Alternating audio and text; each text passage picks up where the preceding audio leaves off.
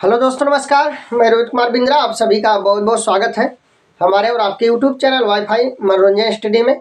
दोस्तों, आज की इस वीडियो में इंग्लिश ग्रामर पढ़ने वाले हैं। और दोस्तों, इंग्लिश ग्रामर में मैं आपको टेंस पढ़ा रहा था और मैंने बताया था टेंस निम्न 3 प्रकार के होते हैं: present tense, past tense and future tense. ठीक है। और प्रेजेंट टेंस के निम्न 4 भाग होते हैं: present indefinite tense, present continuous tense, present perfect tense, present perfect continuous tense. ठीक है। तो दोस्तों, मैं प्रेजेंट इंडिफिनिट टेंस पढ़ा रहा हूं और इसका पार्ट नंबर कौन सा है दोस्तों आज चलेगा? पार्ट नंबर 11 चलेगा। ठीक है। इससे पहले मैंने दोस्तों पार्ट नंबर 10 तक पढ़ा दिया है।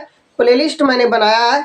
यदि आपको प्रेजेंट इंडिफिनिट टेंस का वाक्य कैसे अंग्रेजी में कन्वर्ट किया जाएगा सीखना है तो आप प्लेलिस्ट में जाएं और पार्ट 1 से देखें, आपको पूरा भरपूर समझ में आने वाला है। ठीक है। तो ज़्यादा बात नहीं करते हुए स्टार्ट करते हैं। ठीक है।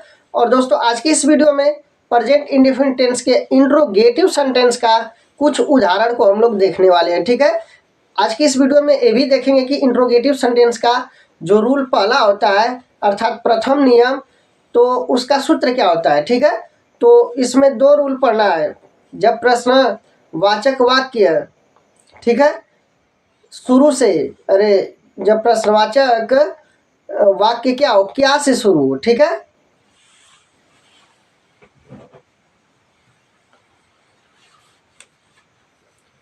तो जब प्रश्नवाचक शब्द क्या से शुरू होगा तो उसका अंग्रेजी में अनुवाद कैसे बनाएंगे और उसका सूत्र क्या होगा दोस्तों आज की इस वीडियो में ही देखेंगे। ठीक है।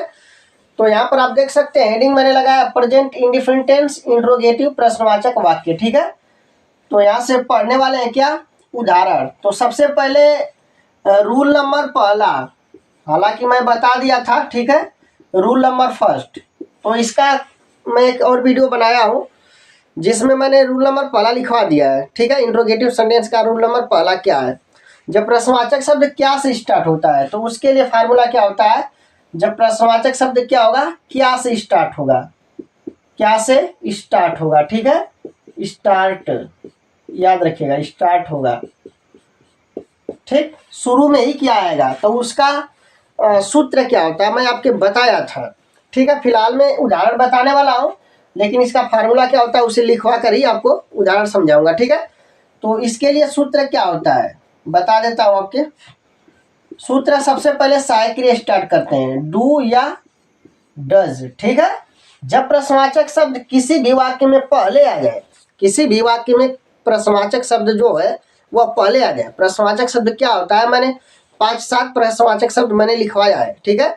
आप प्लेलिस्ट में वीडियो पढ़िए, आप जाकर देख लीजिए। ठीक है।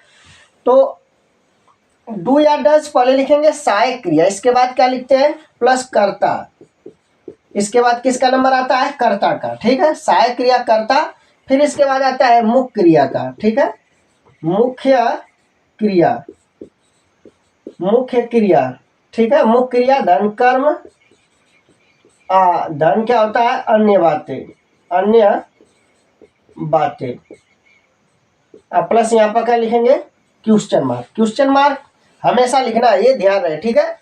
तो ये फार्मूला होता है सहायक क्रिया, फिर इसके बाद कर्ता लिखेंगे, इसके बाद मुख्य क्रिया, फिर कर्म धन अन्य बातें। ठीक, ये सब आपको याद होना चाहिए। ठीक।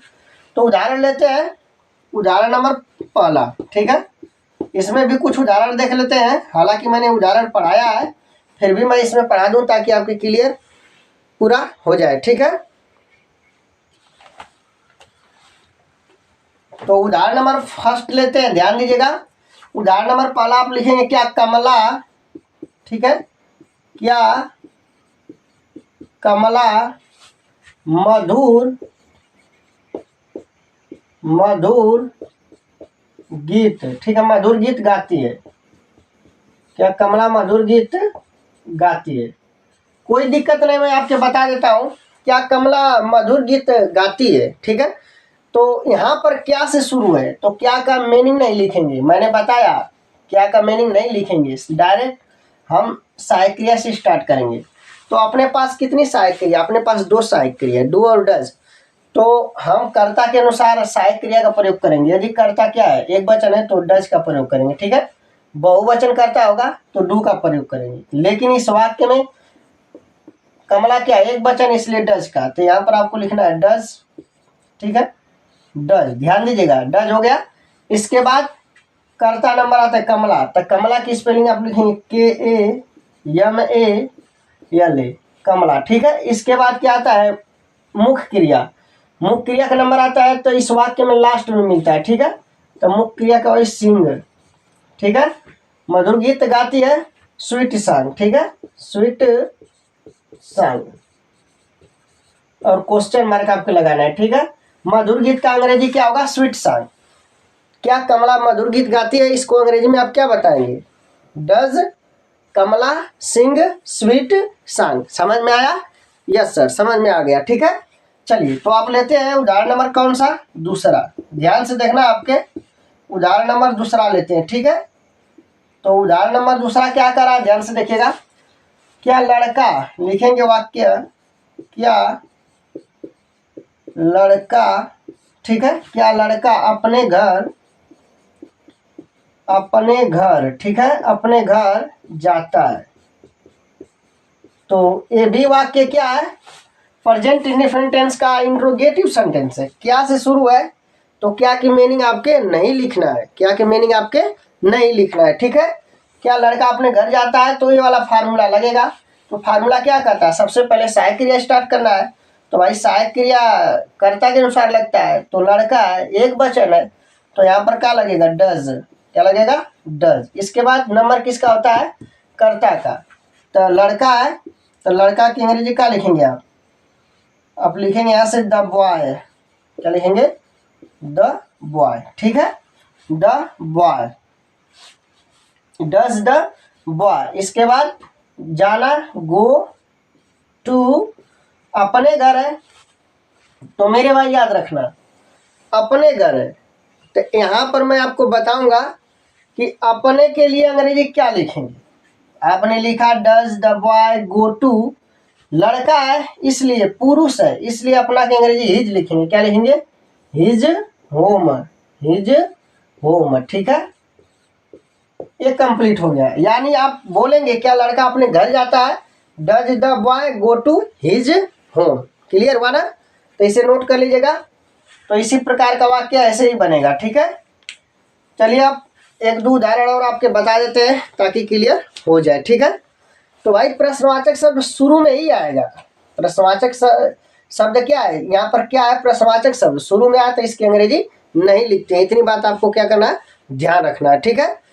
तो मिटाते हैं और उदाहरण आपको अगला बताते हैं, ठीक है। उदाहरण नंबर कौन सा, तीसरा, नंबर 3, ठीक है, उदाहरण नंबर 3। आपको क्या लिखना है, ध्यान से देखिएगा। क्या वह, वाक्य लिखिएगा, क्या वह अपना पाठ याद करता है, अपना पाठ याद करता है, ठीक है। तो यहाँ पर क्वेश्चन मार्क लगा देते हैं। तो वाक्य क्या है, क्या वह अपना पाठ याद करता है, ठीक है, क्या वह अपना पाठ याद करता है। तो क्या कि कोई भी मीनिंग आपको नहीं लिखना है, डायरेक्ट फार्मूला से स्टार्ट करना है। इस फार्मूले से नंबर पहले सहायक क्रिया का होता है, दूसरा का कर्ता का, तीसरा का मुख्य क्रिया का, चौथा कर्म का, लास्ट में जो बचता है उसे अन्य बातों में लिख देते हैं, मतलब सबसे लास्ट में लिखते हैं, ठीक है। इसके बाद आपको क्वेश्चन मार्क लास्ट में लगाना जरूरी होता है। तो यहाँ 2 सहायक क्रिया है, तो मैंने बार बार आपके बताया कि कर्ता के अनुसार लगेगी। यहाँ वह क्या है, एक वचन है, तो यह एक वचन है तो सहायक क्रिया डज लगाएंगे, तो यहाँ पर हो जाएगा डज। तो ध्यान से देखिएगा, यहाँ पर क्या हो जाएगा, डज।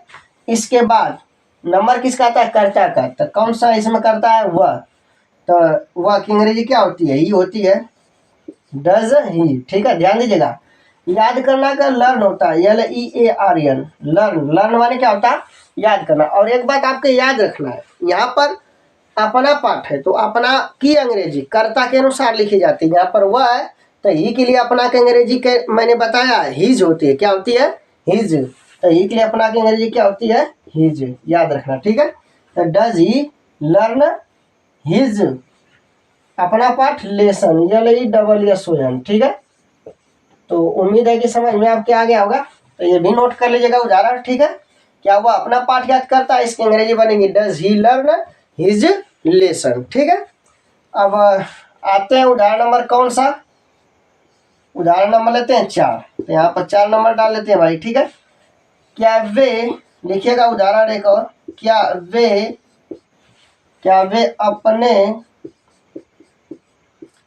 वे अपने स्कूल जाते हैं, ठीक है। तो देखना है ध्यान से, इस वाक्य को अंग्रेजी में क्या लिखेंगे हम आपको बताते हैं, ठीक है। बोला है, वाक्य कह रहा है क्या वे अपने स्कूल जाते हैं, तो क्या की तो मीनिंग लिखेंगे नहीं, डायरेक्ट फार्मूला से सहायक क्रिया उठाएंगे और यहाँ रखेंगे। तो कर्ता के अनुसार भाई वे यहाँ पे क्या है, बहुवचन है। वे क्या है, बहुवचन है। जब बहुवचन होगा तो इसकी अंग्रेजी क्या लिखेंगे, दे लिखेंगे भाई, दे, ठीक। और दे से पहले आपको सहायक क्रिया लगाना है। दे बहुवचन है इसलिए यहाँ पर कौन सा लगेगा, सहायक क्रिया डू। याद रखना, डू दे, जाना का क्या होगा, गो टू। अपने स्कूल है तो भाई अपने की अंग्रेजी कर्ता के अनुसार लिखेंगे। तो दे के लिए अपना की अंग्रेजी क्या होती है, दियर। क्या होती है, THIR, दियर। स्कूल, SCH ठीक है, याद रखिएगा स्कूल, ठीक। तो बनेगा क्या, do they go to their school, ये बनेगा, ठीक है। तो आप नोट कर सकते हैं। तो दोस्तों प्रेजेंट इंडेफिनिट टेंस का, इंट्रोगेटिव सेंटेंस का जो रूल नंबर पहला होता है, जब प्रश्नवाचक शब्द क्या में ही, जब प्रश्नवाचक शब्द शुरू में ही मिल जाए तो उसके लिए ये फार्मूला होता है, ठीक है। याद रखना आपके, और मैं यहाँ पर उदाहरण भी बता दिया हूँ, ठीक। तो दोस्तों आज का यह वीडियो उम्मीद करता हूँ कि आपके समझ में आया होगा। यदि यह वीडियो आपको अच्छा लगा होगा तो लाइक, शेयर एंड सब्सक्राइब जरूर कर दीजिएगा दोस्तों, क्योंकि वीडियो बनाने में बड़ा ही मेहनत लगता है, ठीक है। फिर मिलते हैं नेक्स्ट वीडियो में। जय हिंद, जय भारत।